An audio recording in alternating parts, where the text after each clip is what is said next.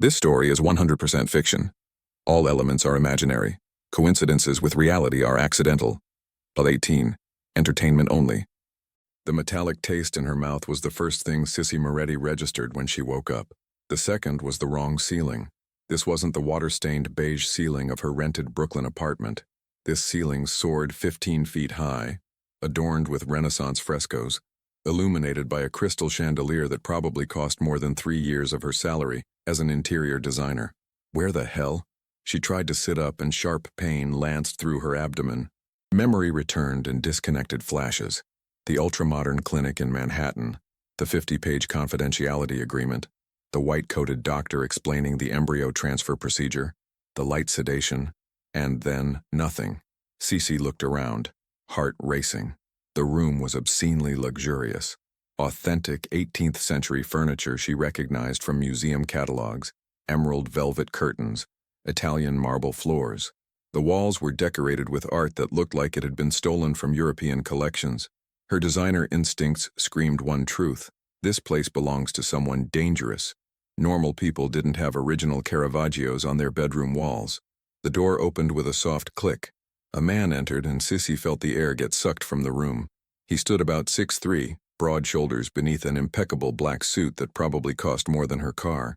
Dark hair styled back, angular jaw covered by stubble that was maybe 4 hours old, eyes so dark they looked like bottomless pits. But it wasn't his appearance that paralyzed her. It was his presence. The man carried contained violence in every deliberate movement, predator recognizing prey. And the moment his eyes landed on her, Cece saw something that made her swallow hard: recognition and absolute horror. Jesus Christ. His voice was deep, rough, pure American, but with an edge of something else. Old money, East Coast elite. He staggered back like he'd been punched. "No, this isn't possible. Where am I?" Cece demanded, forcing firmness into her voice even as her hands trembled. "Who are you? The clinic said I'd wake up there, that the procedure would be. You shouldn't be here." He cut her off, voice sharp as a blade. He approached in 3 long strides, stopping inches from the bed. His eyes swept over her face with disturbing intensity. "Who sent you? Who? Sent?"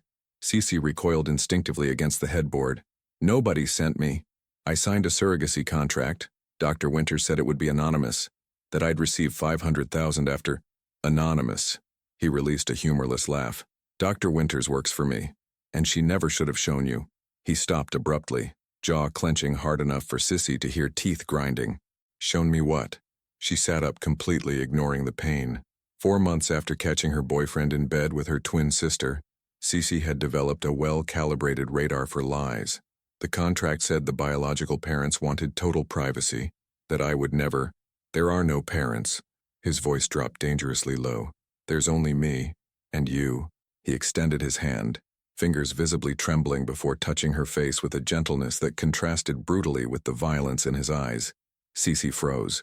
"You have her face," he whispered, and there was something broken in his voice. "Every detail. The amber eyes, the dimple in your chin, the shape of your nose.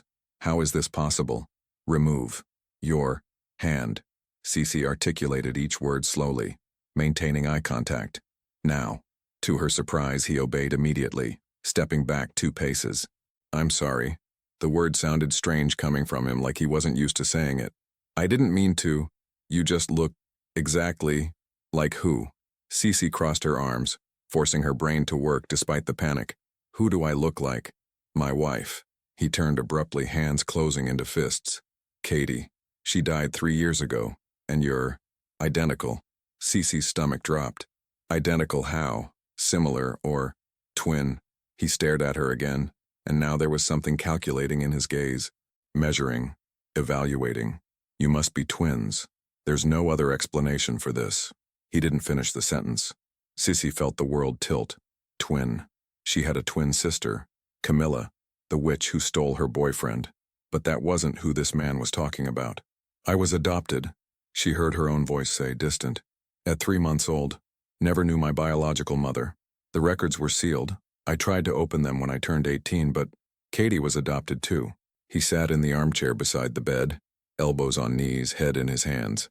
"She never knew she had a sister. I never knew." Heavy silence filled the room. Cece processed the information with the methodical precision she used when evaluating architectural plans. Surrogacy, dead wife, twins separated at birth. You used her eggs, she said slowly. Your dead wife's eggs to create the embryo that's now inside you. He raised his head, eyes red. Yes, Katie froze eggs before the cancer. She wanted me to move on, find someone, but so you paid me to carry her baby. Cece's laugh came out hysterical, without knowing I was her twin sister, that her DNA and mine are 99% identical. He finished, which means genetically, I look like the baby's biological mother. Cece pressed her hands to her still flat abdomen. But I'm not. I'm the aunt. Who's carrying her son? They stared at each other in stunned silence. This is completely sick, Cece murmured. Agreed. And you kidnapped me. The clinic said I'd wake up there, sign some papers, and go home. Why am I here? His expression hardened instantly. Because 2 hours after the procedure, my men intercepted an attack team planning to invade the clinic. He pulled out his phone, showing photos that made her stomach turn. Armed men. Blood. Bodies. They wanted to destroy the cross-bloodline. Kill any woman carrying my son. Cece felt bile rise. Rival organizations? She tried to keep her voice steady. The same one that killed Katie. Pure hatred distilled from every word. They blew up her car. She was 3 months pregnant. We lost them both. My God. So yes, I kidnapped you. He pocketed his phone. Because you're carrying the last part of the woman I loved. And because apparently you're her sister. Which means I also have responsibility for your life. Responsibility? Cece released an incredulous laugh. You brought me here without consent to... Where are we? My estate in Connecticut. 300 acres, fully secured.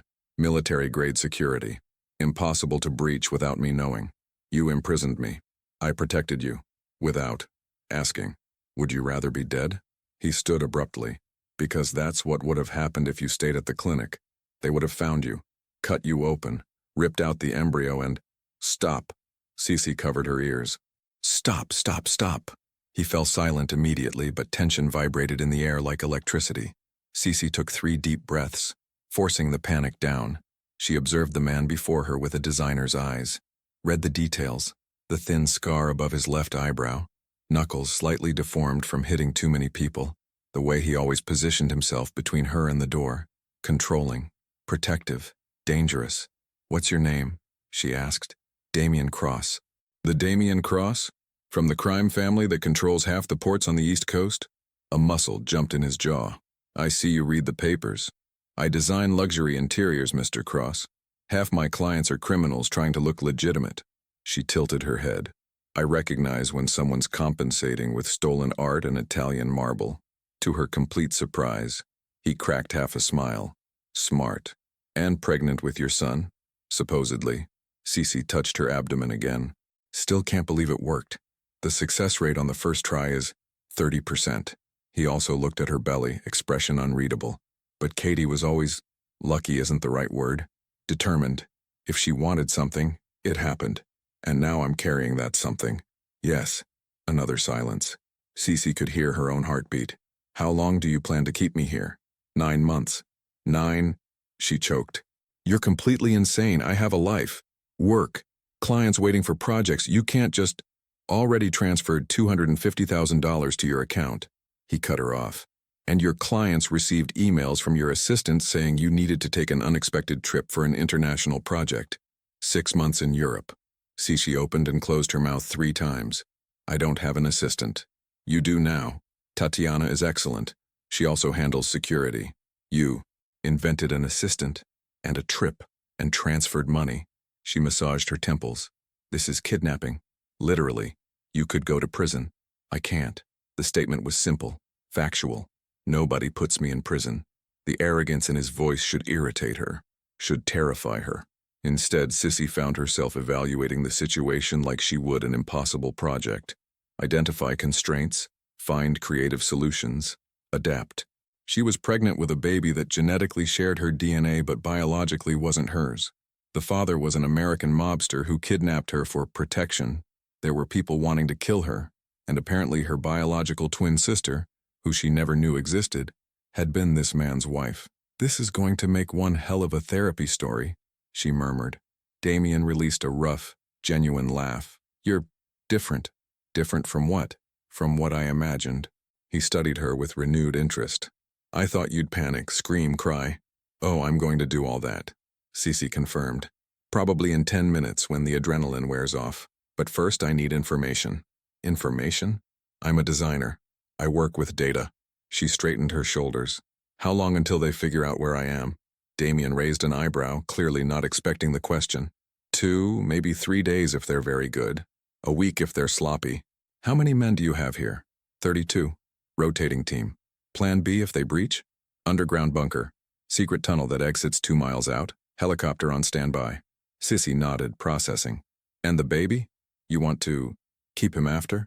The question made the air drop 15 degrees. He's my son, Damien said quietly. Dangerously.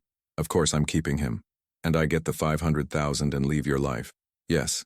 Never see the child again. Correct. Even though genetically it's impossible to distinguish if I'm mother or aunt. His eyes narrowed. What's your point, Sissy? My point, she leaned forward, holding his gaze, is that you kidnapped me, lied about my life, locked me in a gilded cage, and expect me to spend 9 months gestating a child I'll then hand over to a criminal to raise alone. I don't raise him alone. I have family, resources, the best of everything. But you don't have the mother. Damien went dangerously still. The mother is dead, but the aunt is very much alive. Cece touched her own chest. And carrying a baby who'll be born looking at my face and seeing the mother he never knew. Are you suggesting? His voice came out strangled. I'm not suggesting anything. Cece raised her hands. I'm just pointing out that this situation is 1,000 times more complex than traditional surrogacy. And if you really loved your wife, you need to consider what she would want. Don't use Katie against me. I'm not using her, I'm asking. She kept her tone calm, rational. Would she want her twin sister, who she never knew existed, to simply hand over her son and disappear? Or would she want this child to know his complete biological family? Damien turned abruptly, hands gripping the armchair back hard enough for his knuckles to turn white. You didn't know her. True, but I know abandonment. Cece got off the bed slowly, testing her legs. Dizzy but functional. I was adopted because someone didn't want me. I grew up wondering who my biological mother was, why she abandoned me. If I had siblings, if someone out there had my face. She walked until she stood beside him, looking at the window that showed endless gardens surrounded by high walls. And now I discover I had a twin sister, that she died, that I'll never meet her. But I'm carrying her son. Her voice broke. So excuse me if I'm being different than expected. It's because I'm processing the fact that I lost a sister I never knew and gained a nephew who should never exist. Silence. Damien looked at her sideways. Expression unreadable. 250,000 already transferred, he said finally. The other 250 when the baby is born. Contract fulfilled, you leave. We never see each other again. I understand. Unless. He hesitated, and Cece realized it was the first time she'd seen this man uncertain. Unless you want some kind of visitation arrangement. Not officially, but maybe occasionally. You'd allow that? Cece turned to face him.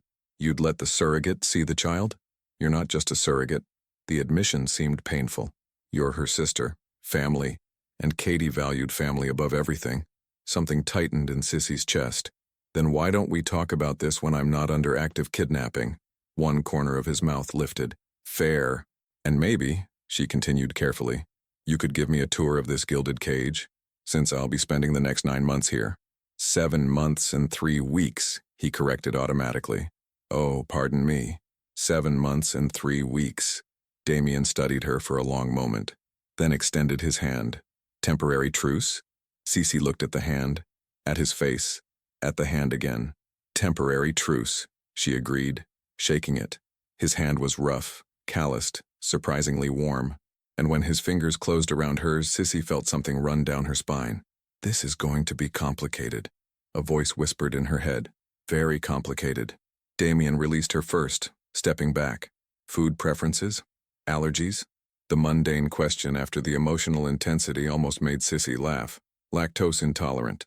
And I hate coffee. Who hates coffee? Someone who overdosed on it working 3 days straight to finish a demanding client's project. She crossed her arms. I prefer tea. Earl Grey if you have it. Noted. He gestured to the door. I'll show you the house. But first you need to change. Cece looked down. She still wore the hospital gown from the clinic. My clothes? In the closet. Tatiana got them from your apartment. She broke into my apartment, used the building manager's key. Damien opened the closet door, revealing a space the size of her entire Brooklyn bedroom. All her clothes were organized by color. And before you complain, she also brought your drawing materials. They're in the study. Cece ran her hand over her own clothes, touching the green dress she wore last Christmas before everything fell apart. You thought of everything, she murmured.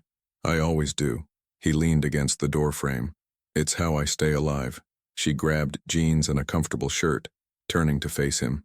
Are you going to stand there watching me change, or? Damien flushed. The feared leader of the cross-crime family turned red as a teenager. Sorry, I'll be right outside. The door closed with a click. Cece changed quickly, mind spinning, processing, adapting. She was trapped, pregnant, in danger, with a man who was simultaneously captor, protector, and father of the baby she carried but wasn't biologically hers. Camilla, she thought suddenly, my twin sister who betrayed me is going to love knowing I have another twin sister, who died. The laugh that escaped had a hysterical edge. When she opened the door, Damien waited leaning against the opposite wall, typing something on his phone. He looked up when he saw her. Ready? As ready as possible considering the circumstances. He almost smiled. Then let's go. The house has 72 rooms. Hope you like walking. 72? Cece followed him down the ornate hallway. Is this compensation for something, or do you genuinely need that much space? Damien stopped, turned, looked at her with an expression between shock and amusement. You really have no filter, do you? I lost my filter when my sister stole my boyfriend. Cece shrugged, discovered that brutal honesty works better than fake politeness. Your sister? He frowned. The one who betrayed you? Adoptive twin. Camilla. Same family that adopted me adopted her 6 months later. The bitter taste returned. Caught her and Rodrigo in their bed. Apparently they'd been sleeping together for 2 years behind my back. Damien went very quiet. Are they still together? I think so. Blocked them both everywhere. No idea. Want me to handle it? The question was casual. Lethal. Cece blinked. Handle it how exactly? Teach a lesson about respect and consequences. Are you offering to… what? Break his legs? I was thinking more destroy his business. Rodrigo's the last name? How did you… I ran a background check on you as soon as Dr. Winters confirmed the pregnancy. He continued walking like he hadn't just offered to ruin her ex's life. Rodrigo Tavares owns 3 gyms in Brooklyn. Questionable credit history. Would be easy to have the banks call his loans. Bankruptcy in 3 months. Cece caught up, grabbing his arm. No. He stopped, eyebrow raised. No. I don't want revenge. She released him.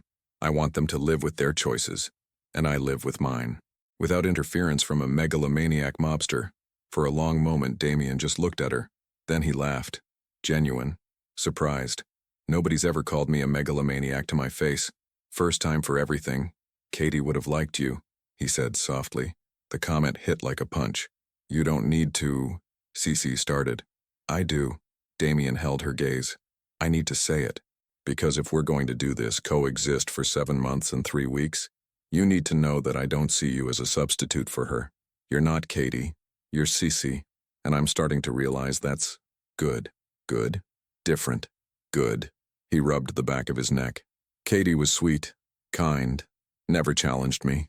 You am irritating and filterless, honest and fearless.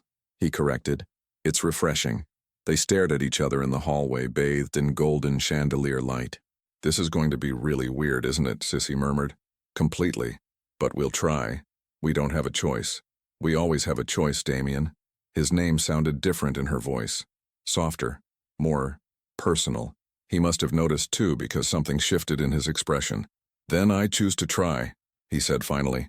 If you choose to. Cece thought about everything that brought her here. The betrayal. The loneliness, the desperate decision to become a surrogate, the impossible fate that connected her to a dead sister and a baby that would and wouldn't be hers. I choose to try, she agreed. And when Damien smiled, a small but real smile, Cece realized she'd just made the most dangerous choice of her life, because this man wasn't just a mobster, he was her baby's father. And maybe, just maybe, something more. The house tour revealed 3 things about Damien Cross. 1. He had terrible taste in art, but excellent taste in architecture. 2. He ran his criminal empire from a mahogany-paneled study that looked like it belonged to a Harvard professor. 3. He was completely clueless about what a pregnant woman actually needed. "This is the gym," Damien said, opening double doors to reveal a space that could host an Olympic training team. "Fully equipped. Personal trainer available if you want." Cece stared at the rows of weights, the boxing ring in the corner, the punching bags that looked suspiciously stained. "Are those bloodstains?" She pointed. "Old ones. That's not reassuring. I'm a mobster, Sissy, not a saint." He closed the doors. "Though I keep the actual business far from the main house, you won't see anything unpleasant, except the art." She gestured to a particularly garish modern piece in the hallway. "Who told you orange and lime green work together?" Damien's jaw tightened. "Katie liked it." "Katie had terrible taste in art," Cece said bluntly, then immediately regretted it. "Sorry, that was accurate." He surprised her with a short laugh. "She bought it at a charity auction because the artist was a struggling single mother. Cost me $50,000 for something that looks like a toddler's finger painting." "50,000?" Sissy examined the piece more closely. "For this?" Katie had a big heart, terrible eye for aesthetics. His voice softened. "She once bought a sculpture that was literally just a bent spoon welded to a hubcap. Said it spoke to her." "What did it say? I'm an overpriced piece of garbage?" Cece snorted. Actually snorted. Damien's eyes widened, then he grinned. "Did you just snort laugh?" "No, you absolutely did. I have allergies." "In climate-controlled air?" He moved closer, that grin still playing on his lips. "Admit it. You think I'm funny. I think you're delusional." But she couldn't stop her own smile. "Show me more of this architectural disaster you call home." The next hour passed in surprising ease. Damien showed her the library, floor-to-ceiling books, rolling ladders, and a first-edition Hemingway that made her designer heart sing. The kitchen, industrial-sized and staffed by a chef named Marco, who immediately promised her lactose-free everything. And the greenhouse, Katie's project now maintained by a gardener who teared up talking about the late Mrs. Cross. But it was the nursery that stopped Sissy cold. "I didn't know you'd prepared this," she whispered, standing in the doorway. The room was perfect. Soft gray walls, white furniture, mobile of hand-carved wooden animals hanging above the crib, a rocking chair by the window overlooking gardens, shelves already stocked with books. "Had it designed 2 years ago," Damien said quietly behind her. "When Katie first got pregnant. Then after, I couldn't make myself change it." Cece walked to the crib, running her fingers over the smooth wood. "It's beautiful." She picked everything. Colors, furniture, even the mobile. He pointed. "She said our son would be strong like a bear, smart like an owl, fast like a rabbit." "Your son," Cece repeated, hand instinctively moving to her stomach. "Do you know for sure?" "The embryo was tested, male, healthy." Damien joined her by the crib. "I'll have a son, Katie's son." The weight of that statement settled between them. "I'm going to get attached," Sissy said suddenly. "Fair warning, I'm carrying him. I'll feel him move. He'll respond to my voice, and when he's born," she swallowed hard. "Walking away is going to destroy me." "I know. Then why go through with it? Why not find someone else? Someone who wouldn't, because you're her sister." Damien turned to face her fully. "And maybe some part of me believes that Katie somehow, I don't know, arranged this, put you in that clinic, made sure her son would be carried by family. That's magical thinking. I'm aware." He smiled sadly. "But I've built an empire on trusting my gut. And my gut says you being here isn't coincidence." Before Sissy could respond, his phone buzzed. The shift in his demeanor was instant, shoulders tensing, jaw setting, eyes going cold. "Excuse me," he said, already walking out. "Don't leave this floor." "Why?" The door shut. Cece stood alone in the nursery, unease creeping up her spine. She moved to the window, looking down at the grounds. Men in dark suits patrolled in pairs. More than before. Something was wrong. She left the nursery, moving quietly down the hallway. Voices drifted from the study, Damien's and others, speaking in rapid-fire exchanges. Confirmed visual 2 miles from the east perimeter. Can't be Marchetti. He's still in Boston. Then who the hell is it? Cece pressed against the wall, heart hammering. "Lock down the house," Damien ordered. "Full protocol. And get her to the safe room." Her. Cece barely had time to process before heavy footsteps approached. She darted into the nearest room, a bathroom, and locked the door, pressing her ear against it. "Miss Moretti?" A woman's voice. Accented. "I know you're listening. I'm Tatiana. We need to move you now." Cece opened the door to find a woman in her 30s, athletic build, blonde hair in a severe bun, wearing tactical gear that made her look like she'd stepped out of an action movie. "What's happening?" Cece demanded. "Possible breach. Mr. Cross wants you secured." Tatiana's hand hovered near the gun at her hip. "Please come with me. I want to talk to Damien first." "No time. Now, Miss Moretti." Something in Tatiana's tone, professional but urgent, made Cece comply. They moved swiftly through hallways Cece hadn't seen, down a staircase hidden behind a bookshelf, into a corridor that looked like a bunker. "In here." Tatiana opened a steel door. "Stay until Mr. Cross or I come for you." "Wait." The door shut, locked. Cece stood in a room that was essentially a luxury panic room. Comfortable furniture, kitchenette, bathroom, monitors, showing security camera feeds of the property. On the screens, she watched armed men taking positions. Damien in the study, barking orders into his phone, the perimeter guards fanning out. And then she saw them, 3 vehicles approaching from the east, moving fast. Her breath caught. The monitors went dark. Cece's phone, which she'd forgotten she even had, buzzed. Unknown number. Against every instinct, she answered. "Hello, Sissy?" The voice was male, smooth, American. "We haven't met, but I know you're carrying something very valuable to Damien Cross." Her blood went cold. "Who is this?" "Someone who wants to make a deal.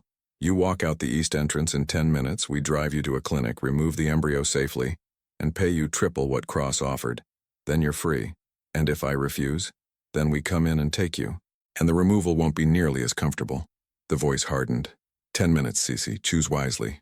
The line went dead. Cece stared at the dark phone screen. Processing. They knew her name, knew about the pregnancy, knew the house layout. Someone had leaked information. She looked around the safe room. No weapons, no way to contact Damien directly. Just her, a phone, and a decision. Walk out and potentially live but lose the baby. Stay and risk them breaking in anyway. Or, her eyes landed on the ventilation grate. Cece smiled grimly. "Guess it's time to see if those yoga classes paid off." She grabbed a chair, climbed up, and started unscrewing the grate. Because there was a third option nobody expected. The interior designer was about to design her own escape route. And Damien Cross was about to learn that the woman carrying his son was far more dangerous than anyone anticipated. 6 weeks into captivity, protection, Damien insisted, Cece had established a routine that kept her sane. Morning, design work in the study overlooking the gardens. Afternoon, walks through the estate with 2 armed guards trailing at respectful distance. Evening, dinner with Damien, where they maintained careful conversation about everything except the obvious. The baby, Katie, what happened after. Today, the routine shattered. "My brother arrives in 20 minutes, Damien announced, appearing in the study doorway. "I need you to stay in your room." Cece looked up from her sketches for a Miami penthouse project. "Excuse me? Marcus doesn't know about you. About the pregnancy, about—" He gestured vaguely between them. "Any of this. So I'm the dirty secret?" She set down her pencil with deliberate precision. "The knocked-up surrogate hidden in the attic like some Victorian scandal? You're the protected asset that I don't trust my volatile brother around." Damien's jaw tightened. "Marcus has opinions about Katie, about me moving on. This situation is complicated enough without what? Him knowing the truth?" Cece stood, hand instinctively moving to her barely there bump. At 8 weeks, only she and Damien could tell. "I'm not hiding, Damien. I've spent 6 weeks in this gorgeous prison being cooperative, eating the organic food, taking the prenatal vitamins, not complaining about the armed escorts." She crossed her arms. "But I won't be hidden like I'm something shameful." His eyes darkened. "You're not shameful. You're vulnerable. I'm pregnant, not helpless. You're carrying the Cross heir in a house about to contain Marcus Cross." He moved closer, voice dropping. "My brother is brilliant, loyal, and completely unhinged when he thinks family is threatened. If he perceives you as a threat to Katie's memory, then maybe he needs to know I'm Katie's sister." Cece held her ground. "Or are you ashamed of that too?" Damien flinched. Before he could respond, glass shattered downstairs. "Damien!" A male voice roared through the house. "Where the hell are you?" "Stay here," Damien ordered, already moving. Cece naturally followed. The man in the foyer was a hurricane in human form, slightly shorter than Damien but broader, with the same dark hair worn longer and wilder. He gripped a bloodied cloth to his left arm, expensive suit jacket torn, face twisted in rage. "They hit the Providence shipment," Marcus snarled, not noticing Sissy on the stairs. "Torched 3 warehouses, killed 8 of our guys, left this." He threw something on the marble floor. A photograph. Even from the stairs, Sissy could see it was Katie. Blonde, beautiful, smiling. Someone had drawn a red X over her face. Damien went absolutely still, the kind of still that preceded violence. "When?" His voice was ice. 2 hours ago. They're sending a message, the bloodline ends." Marcus laughed bitterly.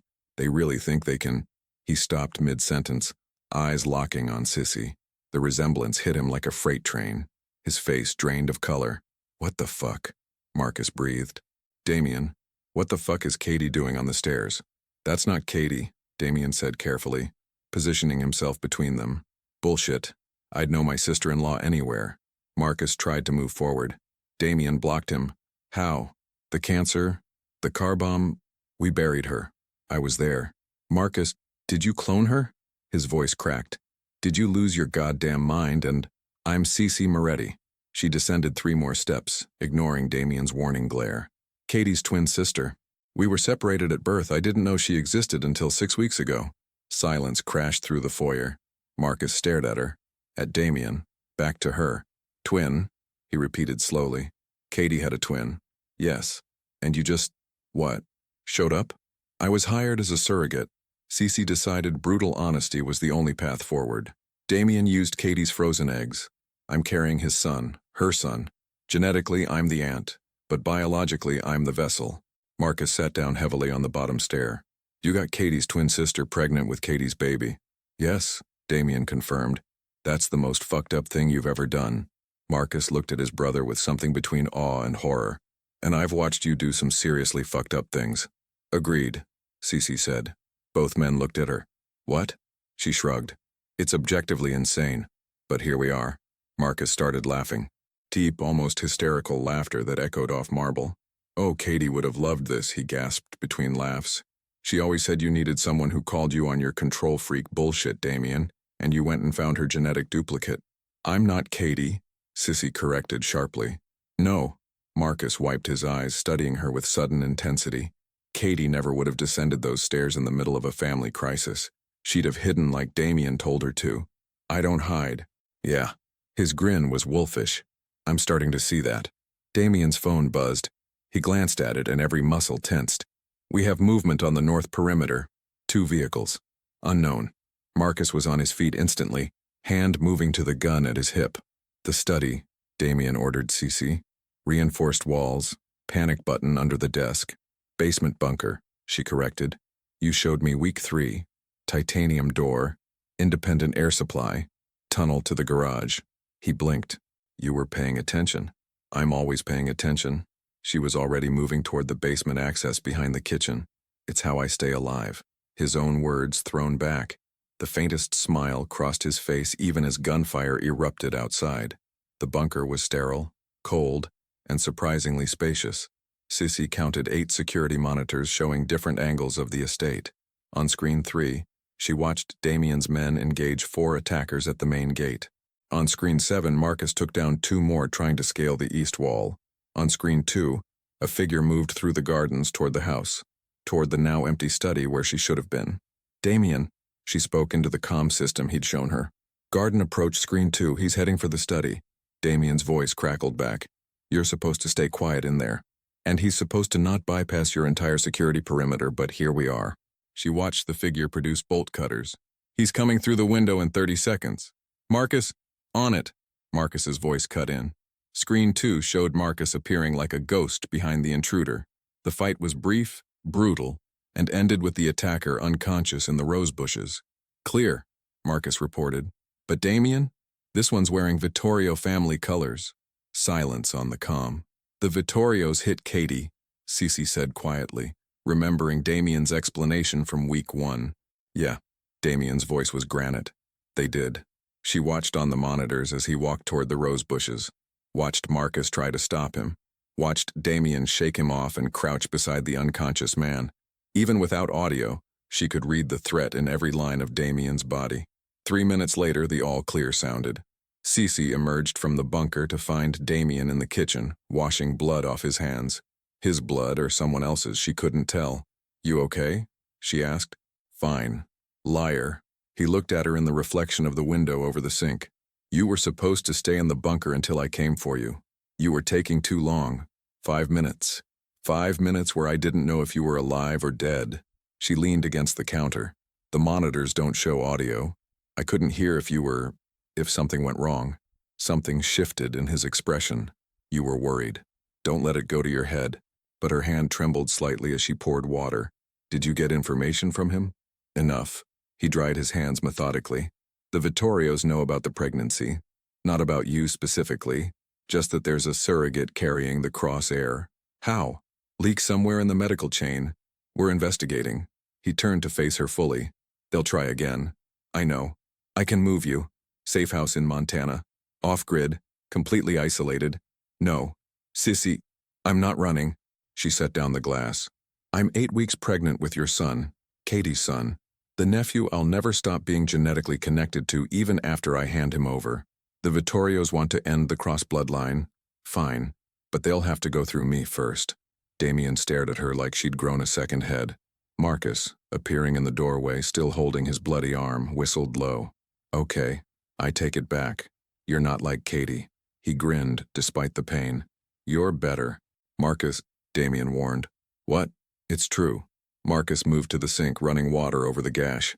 "Katie was perfect, sweet, kind, but she never would have stayed during a firefight calling out enemy positions like some tactical analyst. I used to design panic rooms for paranoid CEOs," Cece said. "You pick up things." "Marry her," Marcus told Damien. "What?" "Marry her. Make it legal. That baby becomes legitimate crosshair, protected under family law." "Marcus, that's not—" "Actually," Cece interrupted. "He's right." Both men turned to her. "Legally, I'm just a surrogate," she explained, designer brain already working the angles. "No parental rights, but as your wife, I'd have legal standing. Power of attorney if something happens to you.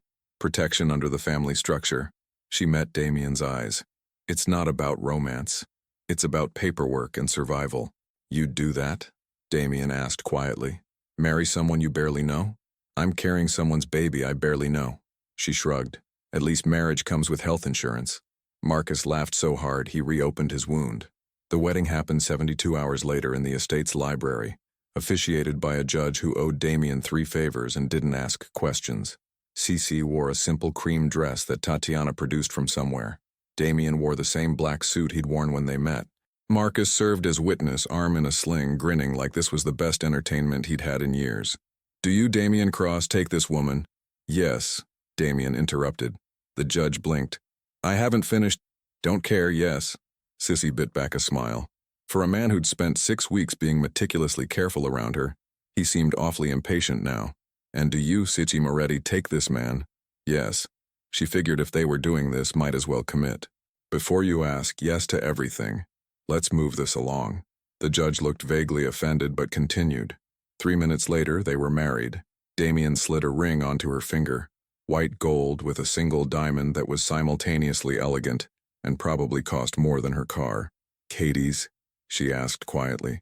"No." His thumb brushed over the ring. "That's in a safe. This is yours. If you want it." Something warm unfurled in her chest. "I want it." Marcus took a photo on his phone. "Mom's gonna lose her mind." Damien went pale. "You didn't tell Mom." "Of course I told Mom. She's flying in tomorrow." Marcus's grin widened. "Oh, did I forget to mention that?" "Marcus, she threatened to disown me if I didn't give her details. What was I supposed to do? Lie to our mother?" "Yes," Damien hissed. Cece looked between them. "Your mother doesn't know about the pregnancy, the surrogacy, any of this?" "Mom knew about Katie's frozen eggs," Marcus explained. Damien told her he'd consider options eventually. She did not know eventually meant knocked up Katie's secret twin sister. "Stop saying it like that," Damien growled. "How should I say it?" "Literally any other way." Cece interrupted before they could escalate. What's your mother like? Both brothers paused. Terrifying, they said in unison. Perfect. Cece smoothed her dress. I'll prepare accordingly. Victoria Cross arrived the next morning in a black town car, trailed by 2 security vehicles and enough luggage for a month-long stay. Cece watched from the second-floor window as Damien greeted his mother. Victoria was tall, elegant, maybe 60 but looked 45, wearing a charcoal suit that screamed old money and older power. She slapped Damien across the face the moment he got within range. "That's for not telling me yourself," Victoria said crisply, then kissed both his cheeks. "And that's for finally doing something interesting."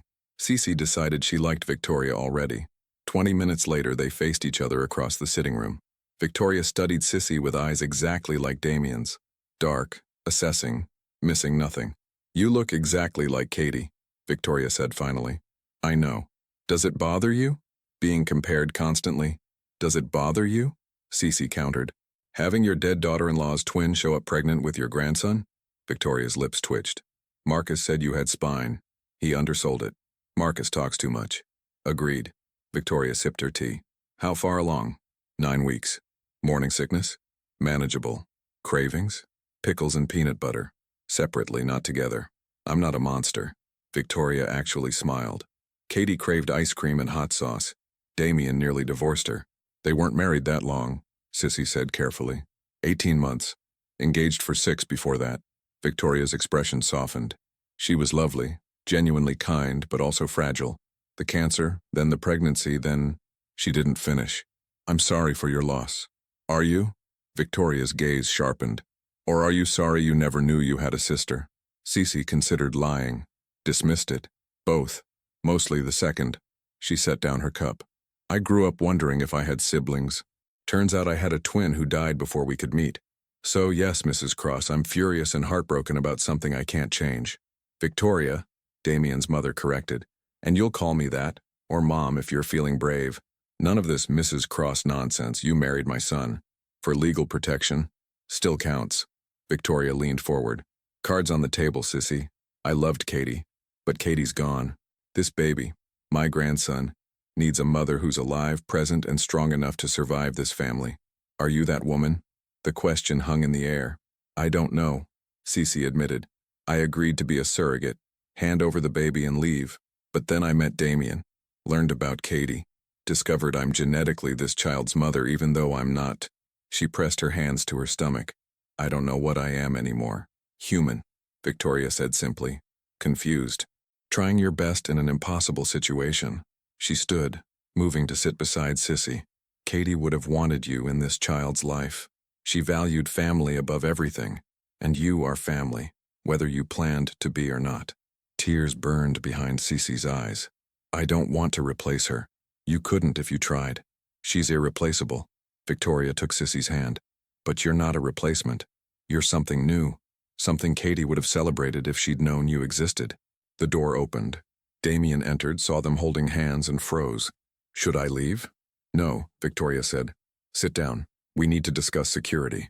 "Mom, the Vittorios attacked your pregnant wife, Damien. That requires a response."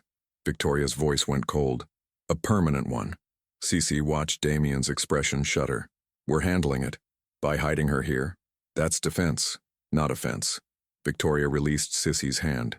"You need to eliminate the threat at its source. Take out the Vittorio leadership. That starts a war. You're already in a war. They killed Katie. Tried to kill the baby. Attacked this estate." Victoria stood. "End it, Damien. Or I will." Mother and son stared at each other. "You're retired," Damien said carefully. "I'm semi-retired, big difference." Victoria smiled, and it was terrifying. "Give me 48 hours. I'll handle the Vittorios." "Mom, I'm not asking permission." She swept out of the room, leaving shocked silence. Cece found her voice first. "Your mother is going to start a mob war. Finish one, technically." Damien scrubbed his face. "And yes. Should we stop her? Could you stop a hurricane?" "Fair point." They sat in silence for a moment. "Your family is insane," Cece observed. "Says the woman who married into it." "Touché." Damien moved closer. Not quite touching, but near enough she could feel his warmth. "You don't have to stay," he said quietly. "After the baby's born. The marriage, we can annul it. Say it was for legal protection during pregnancy. You take your money and leave. No obligations. What if I don't want to leave? His head snapped toward her. What? Cece traced the ring on her finger. I've spent 9 weeks here, learning about Katie through you, through Marcus, through your mother, feeling this baby grow, watching you try so hard to be honorable when you could just be controlling. She met his eyes. What if I want to stay? Be part of his life? As what? Damien's voice was rough. Aunt? Mother? Wife? I don't know yet. Honest, raw. But I know I can't just hand him over and walk away. He's Katie's son, my nephew. And maybe, she swallowed, maybe mine too, in the ways that matter. Damien reached out slowly, giving her time to pull away. When she didn't, he cupped her face with both hands. You're nothing like her, he said. Katie was sunshine and softness. You're lightning and steel. Is that bad? No. His thumb brushed her cheekbone. It's perfect. You're perfect for this. For him. For... He stopped. For you? She finished. I can't ask that. You're not asking. I'm offering. Sissy covered his hands with hers. Not now, not yet. But maybe... Eventually. Eventually, he repeated, like testing the word. Eventually. She smiled. After you stop treating me like fragile glass. After I stop jumping at shadows. After we figure out who we are to each other beyond genetically complicated baby arrangement. Damien laughed, the sound surprised and genuine. Deal. They stayed like that, foreheads nearly touching, until Marcus burst through the door. Mom just ordered a hit on 3 Vittorio captains, thought you should know. Damien sighed. How much lead time do we have? She's already in the car. Of course she is. Cece stood. Should I be concerned? Only if you value peace and quiet, Marcus said cheerfully. Otherwise this is going to be extremely entertaining. Damien pulled out his phone, already dialing. I need to run damage control before she starts World War III. Too late, Marcus sing-songed. She's already at the Vittorio Social Club. What? Cece watched Damien sprint for the door, Marcus following while laughing. She touched her stomach, feeling the barely there swell. Your family is completely unhinged, she told the baby. But I think we're going to like it here. From outside, gunfire erupted. Cece moved to the window, watched Victoria Cross walk out of a building while it burned behind her, not even bothering to look back. Okay, Cece murmured. I definitely like her. 7 months later, Cece went into labor during a board meeting. Not her board meeting. She was just sitting in Damien's office sketching nursery designs while he negotiated shipping contracts with 3 very nervous businessmen. But when her water broke all over the Italian leather chair, the meeting ended abruptly. Gentlemen, Damien said with preternatural calm, we'll reschedule. But the contracts, one started. Out! Marcus appeared from nowhere, physically herding them toward the door. The lady is having a baby. Move, Sissy breathed through the contraction, counting like the birthing class taught her. This is fine. First babies take hours. We have time to... Another contraction hit. Stronger, closer. Or not, she gasped. Damien was already on the phone. Dr. Winters. Now. Estate. Yes, now. Victoria swept in wearing tactical gear. Hospital or home? Home, Sissy managed. Too exposed at the hospital. Smart girl. Victoria squeezed her hand. I've had 3 babies. You've got this. Easy for you to say. You're not, holy mother of... The next 6 hours were a blur of pain, pressure, and Damien's hand in hers turning progressively more purple from her grip. You did this, she snarled during one particularly brutal contraction. This is your fault. I know. I'm never having sex with you. We haven't yet, he pointed out. Good. Keep it that way. Dr. Winters checked the monitors. You're crowning. Next contraction, push. Cece pushed and screamed and pushed again. And then, a baby's cry filled the room. It's a boy, Dr. Winters announced, placing the tiny, squirming bundle on Sissy's chest. Cece looked down at her nephew's son and felt her heart crack open. He had Katie's nose, Damien's dark hair, and eyes, still unfocused, that might be amber like hers and Katie's, or might darken like his father's. Hi, she whispered.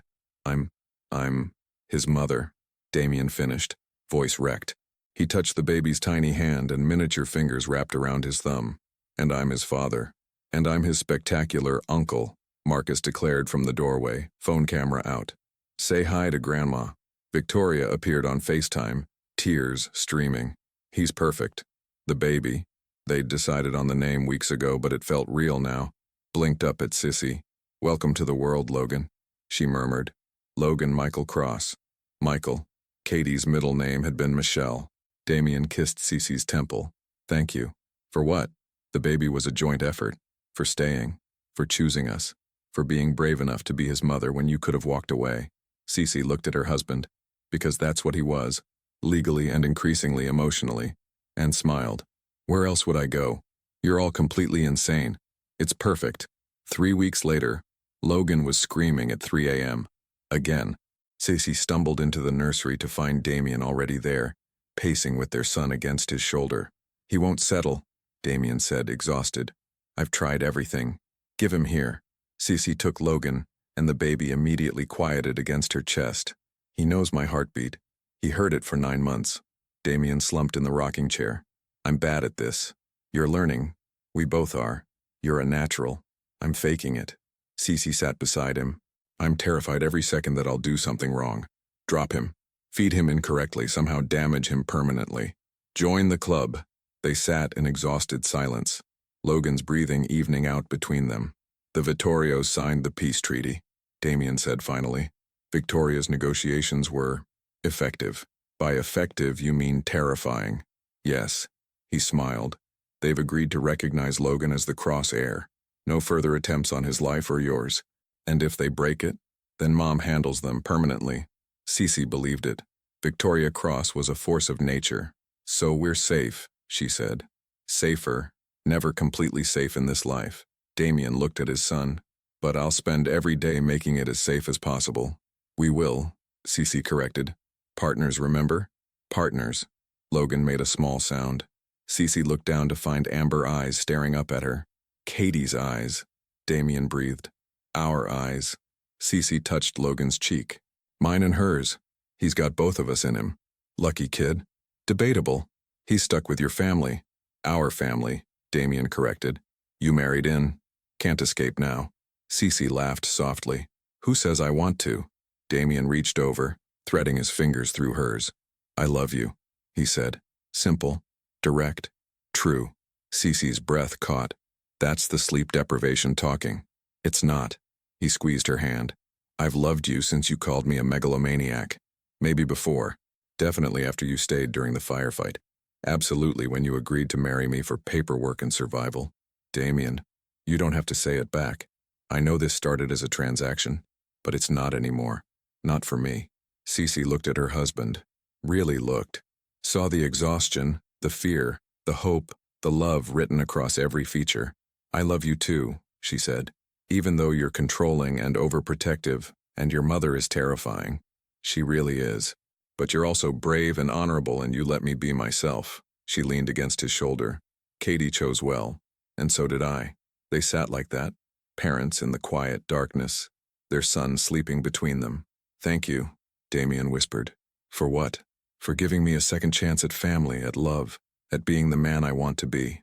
Cece kissed him, soft, sweet, full of promise. Thank you for giving me a family, a sister's memory, a son, a future. Logan stirred, fussing. Diaper, they said in unison. Your turn, Cece decided. I did the last one. I birthed him. You owe me approximately 10,000 diaper changes. Damien stood, taking Logan. Fair point. Cece watched him change their son with surprising competence, murmuring nonsense about quarterly reports and proper defensive positions. This, she thought, this is what Katie wanted for him, for us. And somehow, impossibly, it was perfect. Epilogue. 2 years later, Logan took his first steps on a Tuesday. He toddled 3 paces from Cece to Damien, then fell on his padded bottom and laughed. Did you see that? Damien crowed into his phone. Mom, he walked. I'm literally standing right here, Marcus complained. Tell me too. You already saw it. But I want the excited phone call. Victoria appeared via FaceTime, beaming. My brilliant grandson. Logan, hearing Grandma, waved at the phone. Gah! Cece captured it all on her camera, heart full to bursting. They'd expanded the estate's security, renovated the nursery twice, hired a full-time nanny who lasted 3 days before Victoria declared her insufficient and took over herself 2 days a week. Cece's design business had exploded. Turned out being married to Damien Cross opened doors. She was selective about clients now, preferring quality over quantity. Damien had legitimized 70% of the family business. The other 30% remained flexible, and Logan grew, thriving under the watchful eyes of his completely unhinged family. He looks like Katie when he smiles, Marcus observed. And Sissy when he's stubborn, Damien added. And you when he's plotting something, Cece finished. God help us all. Logan toddled toward the stairs. 3 adults lunged simultaneously. No, no, no. Damien scooped him up. Nice try, troublemaker. Twubble, Logan repeated gleefully. Great, Cece groaned. His first real word is trouble. Accurate, Marcus said. He's a cross. That evening, after Logan was asleep, Sissy found Damien in Katie's memorial garden. They'd built it together. Roses and lilies, Katie's favorites, surrounding a marble bench with her name. Hi, Sissy said softly. Hi. He made room on the bench. She sat, head on his shoulder. You okay? Yeah, just thinking about how she'd love him, how she'd love watching him grow. She does, Cece said. Somehow. I feel her sometimes. In the way he laughs. The way you look at him. In you, Damien added. Your strength, your fire. She gave me you in a way. A sister I never knew she had, who became everything I needed. Cece kissed him. You're getting sappy in your old age. I'm 34. Ancient. He pulled her closer. Marry me again. We're already married, genius. I know. But the first time was paperwork and survival. This time I want the full thing. Big wedding, your choice of venue, Marcus crying in his champagne. He would too. Absolutely, Cece considered. Under one condition. Name it. We do it in Katie's garden. So she's there too. Damien's eyes shone. Perfect. They renewed their vows 3 months later, Logan as ring bearer, Victoria officiating with a judge's license she'd obtained for occasions, Marcus crying exactly as predicted. When Cece said, I do, this time, it wasn't for protection or paperwork. It was for love, for family, for the future they'd built from impossible circumstances. You may kiss your bride, Victoria announced. Damien did thoroughly while Logan clapped and Marcus whistled. And somewhere, in the roses and lilies, Sissy swore she felt a breeze like a blessing, Katie's blessing, for the sister she never knew, the love she left behind, and the family that bloomed from ashes.